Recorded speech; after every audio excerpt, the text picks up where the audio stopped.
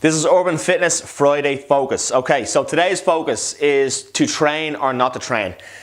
We had a long question in during the week from a female athlete, and what she asked was if she's training leading up to a bodybuilding show or a fight or some type of competitional phase like that.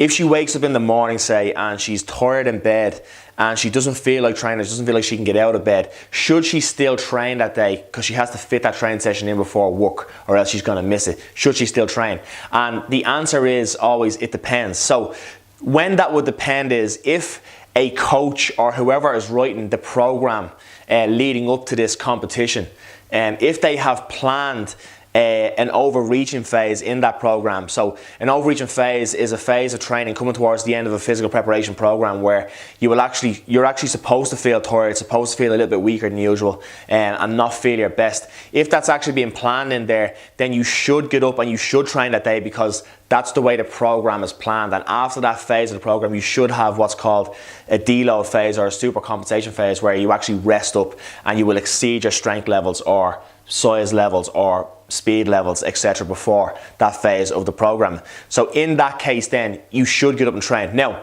if you're just training if that's just general life and you're only training for it to be a little bit fitter, healthier and stronger, and you feel like that in the morning time, you probably shouldn't train that day. If it's not leading up to a competition, you should probably just get some recovery in that day. Now, a really good way to track this is by tracking your recovery in some sort of way. And what I usually do is I track it with Bioforce HRV. So it's a heart rate variability tool from Joel Jameson.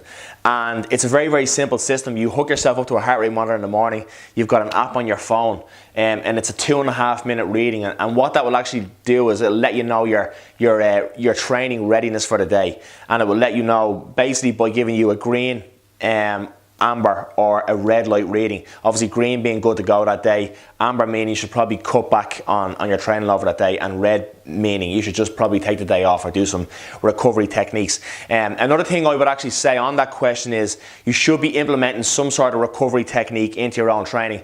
And again, different recovery techniques will respond differently to different people, but only if you're tracking something like your HRV will you know whether the recovery techniques you're using for yourself are actually working. Okay. As usual, guys, if you have any questions, please send them into the Friday Focus, and come on, you boys in green on Sunday.